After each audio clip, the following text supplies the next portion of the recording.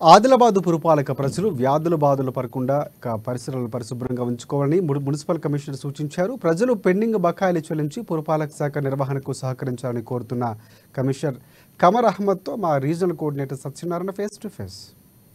ప్రస్తుతం మనం ఆదిలాబాద్ పురపాలక సంఘ కార్యాలయంలో ఉన్నాం. అయితే రీసెంట్గా ఇక్కడికి మున్సిపల్ కమిషనర్గా వచ్చినటువంటి కమర్ అహ్మద్ గారితో మనం ఈరోజు చిన్న ఇంటర్వ్యూ తీసుకుందాం. సో కమర్ అహ్మద్ గారు మనతో పాటు ఉన్నారు. సో నమస్తే అండి. చెప్పండి, అంటే ఒక ప్రభుత్వ ఉద్యోగిగా మీ ప్రస్థానం ఎక్కడి నుంచి ప్రారంభమైంది, ఎలా ప్రారంభమైంది? ప్రభుత్వ ఉద్యోగిగా నేను ఇప్పుడు గత 26 years నుంచి వర్క్ చేస్తున్నాను. నా అపాయింట్మెంట్ 1998 జూన్లో కంపాషనేట్ గ్రౌండ్స్లో అయింది. మా డిపార్ట్మెంట్ మున్సిపల్ అడ్మినిస్ట్రేషన్ డిపార్ట్మెంట్లోనే ఇది నేను యాజ్ ఏ జూనియర్ అసిస్టెంట్గా జాయిన్ కావడం జరిగింది.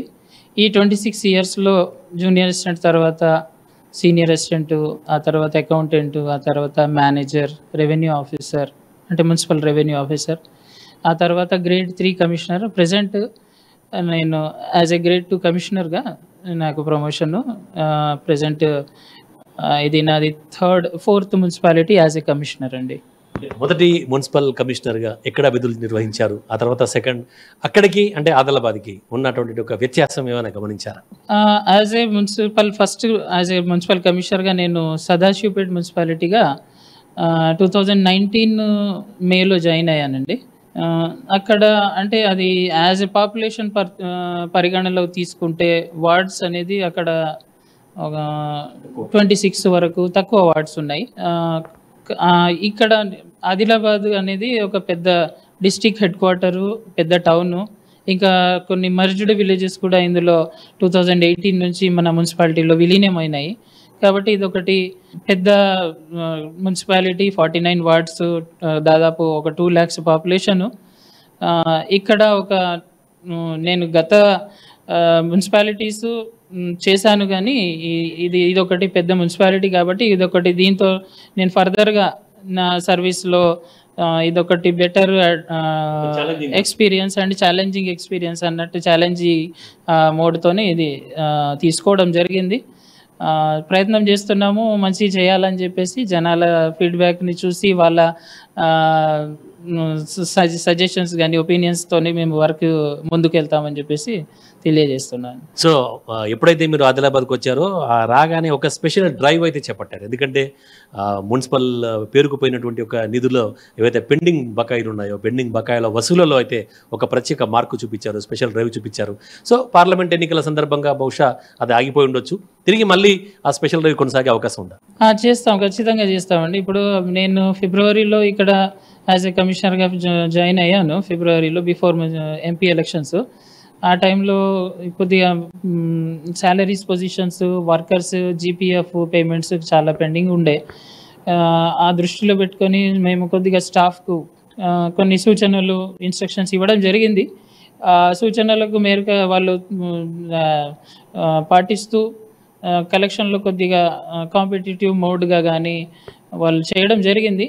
స్టాఫ్ కూడా చాలా బెటర్, వాళ్ళు మంచి వేలోనే కలెక్షన్ చేశారు. మార్చిలో కానీ ఏప్రిల్లో కానీ అదే పద్ధతిలో ఇప్పుడు కూడా మెయింటైన్ చేస్తున్నాం. ఈ మధ్యలో కొద్దిగా ఎలక్షన్స్లో వాళ్ళ డ్యూటీస్ వేరే దగ్గర ఎలక్షన్స్లో యూజ్ అయ్యేసరికి కొద్దిగా ఈ 2 monthsలో 1 monthలో కొద్దిగా ప్రాపర్టీ ట్యాక్స్ అనేది కొద్దిగా పూర్ కలెక్షన్ అవుతుంది. కానీ ఈ మధ్యలో మళ్ళీ రివ్యూ చేస్తున్నాము. మేము 15 రోజులకు ఒకసారి బిల్ కలెక్టర్స్తో, మా రెవెన్యూ ఇన్స్పెక్టర్స్తో, ఆర్ఓతో రెగ్యులర్గా వీళ్ళతోనే 15 daysకి ఒకసారి మేము రివ్యూ చేస్తున్నాం కలెక్షన్ మీద.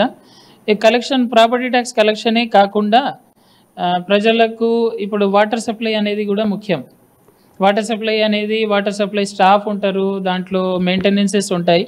వాటర్ సప్లై కలెక్షన్ కూడా దృష్టిలో పెడతామని చెప్పేసి మనము ఈ నెక్స్ట్ 2 months ప్లాన్ ఉంది.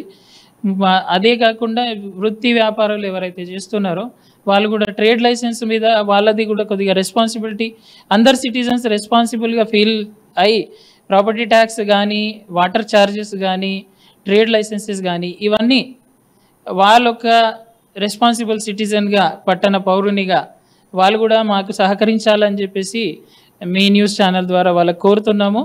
మా స్టాఫ్కు ఏదైతే మేము రెగ్యులర్గా టైం టు టైం ఇన్స్ట్రక్షన్స్ ఇస్తున్నాము, ఈ 3 ట్యాక్సెస్ మీద దృష్టి పెడుతున్నాము.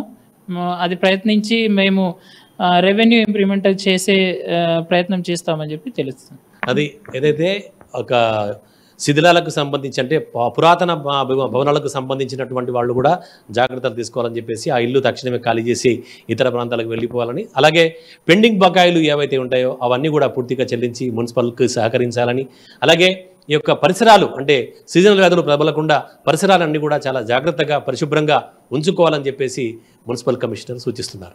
కెమెరా పర్సన్ మహేందర్ రెడ్డితో సత్యనారాయణ, అమ్మా న్యూస్, ఆదిలాబాద్.